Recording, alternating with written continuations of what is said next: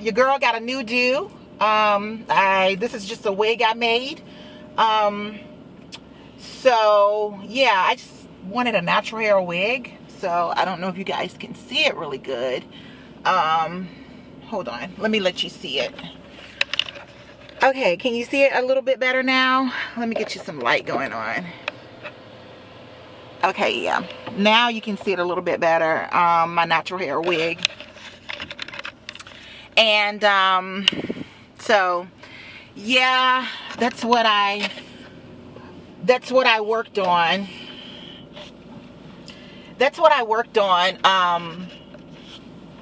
Over the weekend. I actually finished this wig on Friday night, I believe. I think I made it on Friday night and I finished it on Friday night. So I'm sorry. When it's cold outside, I don't like to have my sun visor open, even though it's not open where air can come in. But I don't like to feel like it's cold air. I don't know. That's just me. I just feel like I feel warmer with it closed. So am I the only one that do that? Like, close the sun visor. It's not the sun visor. The sun something, whatever. You know what I'm talking about. In the sunroof. Am I the only one that closes my sunroof when it is wintertime or when it's cold outside? But when it is not cold outside and it's warm, I open it up. So I don't know if I'm the only one that do that, but yeah, that's exactly what I do.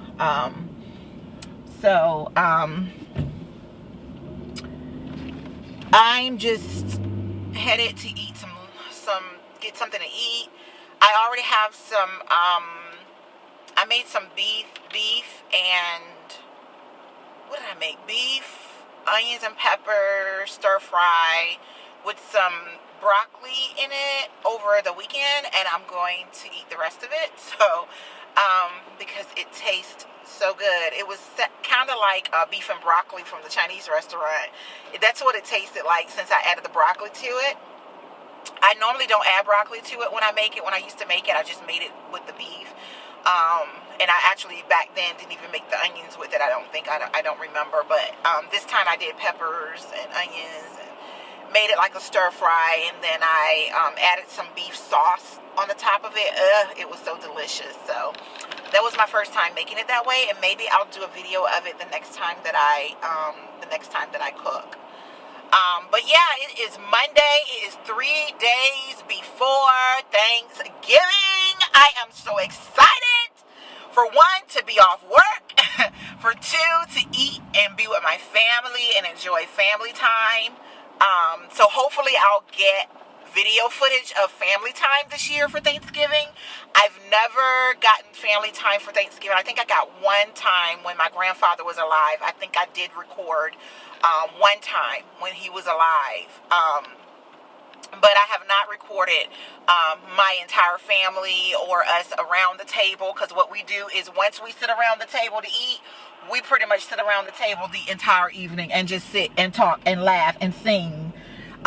We sing a lot. So yeah, so we sung last year. Like, my aunt bought her keyboard and bought the keyboard, and we all was just singing different songs and singing together, and it was just a good time with my family. So hopefully I'll get to capture some of those moments this year. So I am a little excited about that. Thank you to everyone that put a comment in meeting the rest of my family video. Someone commented that my family's, I think they put funny. Yeah, my family's funny, hilarious. Y'all thought I was joking, but my people, they hilarious. Seriously. We are some funny folk. So, yeah, my family keep me laughing and keep me encouraged. You know, even when I'm feeling down and I really don't feel like being around them, they still make me feel good. So, yeah, I'll try to get footage of the family. I'll get videos of the fam, hopefully. But over the weekend, my son was not feeling well. He left school Friday not feeling well. The nurse called me. He was suffering with a headache and he threw up, and yeah, he was not feeling good. So over the weekend, I basically was trying to take care of him to get him back right for today. I was supposed to sing at our cantata at church Sunday and did not, not Sunday, Saturday night, and I did not get to sing because he still was not feeling well, and I thought he would be well by then. But he still was not feeling well, so I did not end up going. So I missed the cantata. Yeah, after I done went to all of those rehearsals every Thursday night, I missed it. I'm trying to think of anything else that over the weekend. That was about it. That was all that really took place, was me trying to get him well. I think it ended up being like a sinus headache, so I started treating it on Saturday as a sinus headache instead of a regular headache. And once I started treating it as a sinus headache, and I gave him Advil sinus allergy, I gave him Nasacort, it started clearing up and it started making him feel better Saturday night, like later on Saturday night. And then so what I did is just gave him that all again yesterday, because if he wasn't better by yesterday, I was going to take him to either the urgent care or the ER. Because my son is only 14 years old, and it's not normal for a 14-year-old to have a headache like that. So it scared me, because he said that at school he didn't feel, my son, if I know when he don't feel well, like, because he's always such a happy child, I know when he don't feel well. And so I was worried, because I know that it's not normal for teenagers to have a headache. So I was a little worried. So he was like, he felt like he was about to faint in class, and I was like, oh gosh, like that scared me. And I have to keep an eye on him, because I don't know if I ever told you guys, but my son's father was a diabetic when he was alive, which is what he passed with. So he was a diabetic. So I kind of have to keep an eye on my son, just to make sure that, you know, that he's eating healthy, that he's doing healthy things, got stuff, because his father was a diabetic and had diabetes. So, and then diabetes ran through my family as well. My grandfather had it when he passed. My grandmother is like early stages of it, and my aunt, she watches hers because she was almost diabetic. The doctor had said she was, but what she did is before it got to the next case, my aunt what she did, she lost weight to get hers under control so that she wouldn't go to the stage of having to use insulin. His dad, my son's father, was on insulin, and he was on insulin when I met him. So yeah, he was on insulin when I met him, and he was already at the worst stage of being a diabetic. And at the time when I met him, I didn't know too much about diabetes, so I really did not know, you know, that of the cases of it. You know, I didn't know too much about it. I had heard through the years, like, people at church and stuff saying that they were a diabetic and things like that, but I had never heard, I had never really knew much about it. So I learned a lot about it when I was dating him. And when I was dating him, he would not eat healthy. He kept eating things that were bad for diabetes. And he would drink a lot, and that's not good. He would drink beer a lot, which is a lot of sugar in it. But when we would try to tell him that he needed to eat better, all he would say is that, I'm going to die by the time I'm 35 anyway. And when I'm 35 anyway.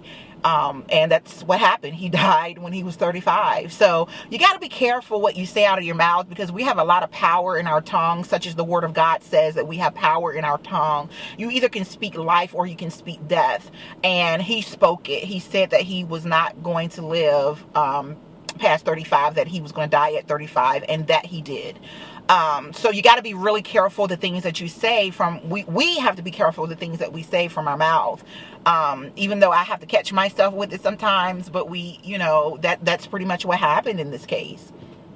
But definitely, yeah, that's why I kind of keep an eye on my son. And then his doctor wanted to say that he was anemic, which since she said that, I've been giving him more spinach, more more broccoli, things like that, to try to get rid of that. So, and then he takes iron pills. So that's why when that happened Friday, it scared the living daylights out of me. Okay, because the enemy tried to tell you things like you're gonna lose your son. And I'm like, God, please, this is my only thing that makes me happy in my life right now besides you, God. I and I started praying, and I started pleading the blood of Jesus over my son, and I anointed him with oil. I prayed over his body, and I knew it was something wrong, because when he got home from school, when he got here, he immediately put on his night clothes and lay down. That's not like my son. My son, I have to basically make lay down and get rest. So I knew something. I knew in detail that something was wrong. And I'm mad that I didn't think about the nasal cord and that it could have been sinus, because he said it was just hurting on one side of his head, which is usually what happens to me with sinus headaches. So I think the same thing happened with him. And I'm mad that I didn't think about giving him the nasal cord, because I forgot I had it in my purse, and I could have gave him that Friday, but I was not thinking. So I did give it to him Saturday. It started opening up his nose, because I was asking him, like, is your nose congested up there? He was like, no.